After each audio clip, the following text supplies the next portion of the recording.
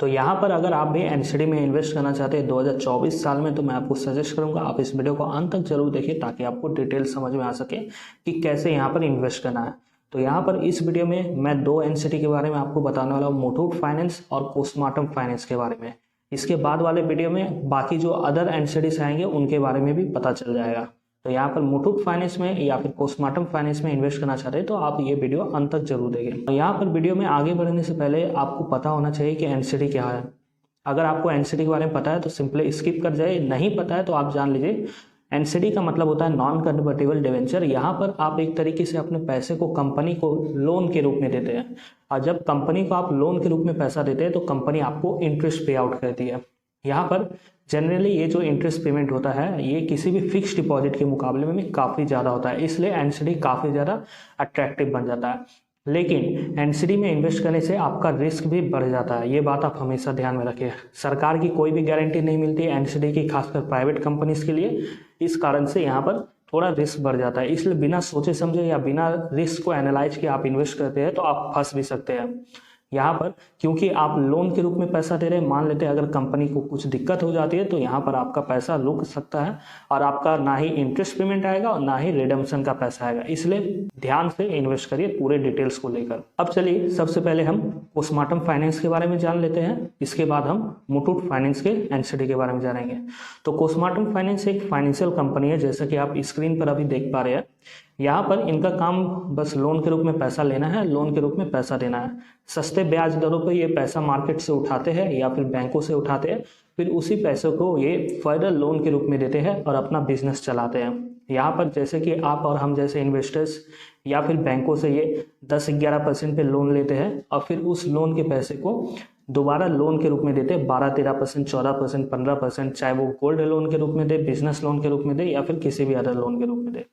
ये काम postmortem finance का है और इसी तरीके से नॉर्मल जितने भी पब्लिक एनसीडीज आते हैं उन सभी कंपनी का है। तो यहाँ पर जैसे देखिए इस एनसीडी की बात करें तो यहाँ पर जो एनसीडी है वो सिक्योर्ड इन नेचर के प्रोवाइड की जा रही है। 1 से लेकर 8 तक के सीरीज है। यहाँ पर इशू पीरियड 1 जनवरी से लेकर 12 जनवरी तक का है, यानी कि 12 जनवरी तक आपको यहाँ पर अप्लाई करके पैसा लगाना होगा। मिनिमम इन्वेस्टमेंट यहाँ पर 10 एनसीडी का है, हर एक एनसीडी का प्राइस 1000 रुपये है, आप ध्यान में रखिएगा। इशू साइज की बात करें तो यहाँ पर जो इशू साइज है वो 100 करोड़ रुपए का बेस इशू साइज है और 100 करोड़ रुपए का ओवर सब्सक्रिप्शन है। तो इस हिसाब से 200 करोड़ रुपए का इशू साइज हो जाता है। अब बात करते हैं यहाँ पर एनसीडी में अगर आप अपना पैसा लगाते हैं तो कितने आपको रुपए मिलते हैं इंटरेस्ट के रूप में। तो देखिए उससे पहले यहाँ पर आपको पता होना चाहिए कि कंपनी को रेटिंग कितना मिला है। तो कंपनी को रेटिंग यहाँ पर सिंगल ए का रेटिंग है, जो कि नॉर्मली किसी भी ट्रिपल ए रेटेड कंपनी या फिर डबल ए रेटेड कंपनी से कम होता है। लेकिन फिर भी मैं आपको सजेस्ट करूंगा रेटिंग पर भरोसा मत करिए। रेटिंग कभी भी ऊपर जा सकता है और कभी भी नीचे जा सकता है, आप हमेशा कंपनी पर भरोसा करके ही अपना पैसा लगाइए। तो यहाँ पर जैसे देखिए इस एनसीडी की बात करें तो यहाँ पर टोटल 8 तरीके के एनसीडीज प्रोवाइड किए जा रहे हैं। हर एक एनसीडी का अपना एक रिडम्पशन डेट और अपना एक कूपन पेमेंट है। तो मिनिमम इन्वेस्टमेंट यहाँ पर 18 महीने का है और मैक्सिमम इन्वेस्टमेंट यहाँ पर 88 मंथ का है। बात करें इंटरेस्ट पे आउट की तो यहाँ पर इंटरेस्ट पे आउट देख पा रहे मंथली है, क्यूमुलेटिव है और यहाँ पर कोई भी एनुअल इंटरेस्ट पे आउट नहीं है। तो मंथली मतलब हो गया हर महीने आपको इंटरेस्ट पे किया जाएगा और क्यूमुलेटिव मतलब हो गया ये जो पीरियड आपको दिख रहा है इस पीरियड के बाद में आपको पैसा पेमेंट किया जाएगा। अब देखिए यहाँ पर कूपन पेमेंट की बात करते हैं तो कूपन पेमेंट देखिए यहाँ पर 8.75% है, 9.25% है, इसके अलावा 10% का कूपन पेमेंट है और यहाँ पर एनए लिखा गया है क्योंकि ये सब क्यूमुलेटिव एनसीडीज है। इसलिए यहाँ पर जैसे देखिए क्यूमुलेटिव एनसीडी का जब रिडेम्पशन होगा तो यहाँ पहले सीरीज में 1130 रुपये का रिडेम्पशन होगा, तीसरे में 1240 और इसी तरीके से बाकी एनसीडीज में भी होगा। यहाँ पर लास्ट वाला एनसीडी में आपका 88 मंथ में पैसा 2000 रुपये हो जाएगा, 1000 का मतलब डबल हो जाएगा पैसा। अब देखिए यहाँ पर डिटेल आप देखेंगे तो आपको पता चलेगा यहाँ पर रिडम्पशन डेट भी पहले से ही दे दिया गया है कि किस डेट पर आपका प्रिंसिपल अमाउंट रीपेमेंट किया जाएगा कंपनी की तरफ से। तो ये था डिटेल्स पोस्टमार्टम फाइनेंस के बारे में। अब हम चलिए देखते हैं डिटेल्स मुथूट फाइनेंस के एनसीडी के बारे में। तो देखिए मुथूट फाइनेंस जो है वो एक गोल्ड लोन प्रोवाइडिंग कंपनी है और मार्केट में ये गोल्ड लोन में एक लीडर है। मुथूट फाइनेंस का काफी बड़ा नाम है पूरे मार्केट में। यहाँ पर मुथूट फाइनेंस भी आपको सिक्योर्ड इन नेचर वाले एनसीडीज प्रोवाइड कर रहे हैं और जो सीरीज है वो 1 से लेकर 7 तक का है और यहाँ पर इशू पीरियड 8 जनवरी से 19 जनवरी तक का है। यहाँ पर भी मिनिमम इन्वेस्टमेंट आपका 10,000 रुपये है आईपीओ के जरिए और यहाँ पर जो इशू साइज है वो 100 करोड़ रुपए का बेस इशू साइज है और 900 करोड़ रुपए का ओवर सब्सक्रिप्शन है। तो इस हिसाब से ये जो इशू साइज हो गया वो 1000 करोड़ रुपए का हो गया। अब देखिए, अगर आप मुथूट फाइनेंस के रेटिंग को देखेंगे तो आपको पता चलेगा मुथूट फाइनेंस का रेटिंग काफ़ी बेहतर है, AA पॉजिटिव। AAA रेटिंग के बाद ये रेटिंग ही सबसे बड़ी है।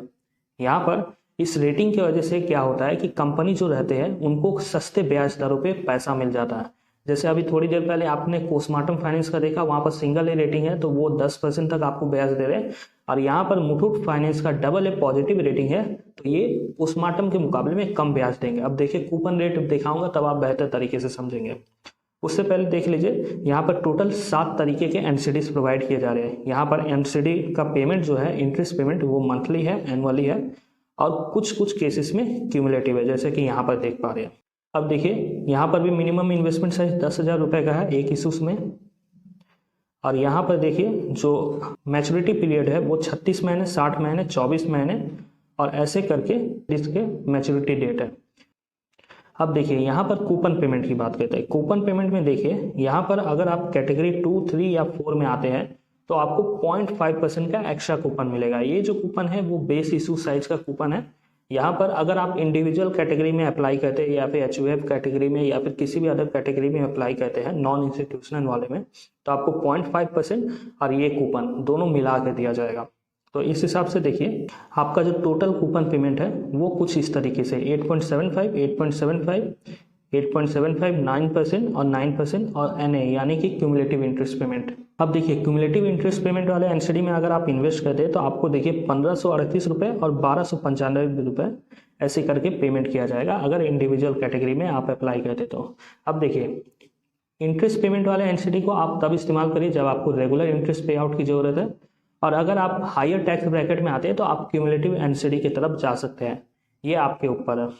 अब देखिए, अब आपके दिमाग में डाउट आएगा कि यहाँ पर इन्वेस्टमेंट कैसे करना है और कितना रुपए इन्वेस्ट करना सही रहेगा। तो देखिए, मैं वीडियो की शुरुआत में ही आपको बता चुका हूँ, मार्केट में अभी और कई NCDs आएंगे, तो यहाँ पर मैं आपको सजेस्ट करूँगा, अगर आपके पास मोटा पैसा है, 10 लाख रुपए एग्जाम्पल में मान लेते हैं, तो इस 10 लाख रुपए को आप डिवाइड कर दीजिए 10 से 15 भागों में मिनिमम।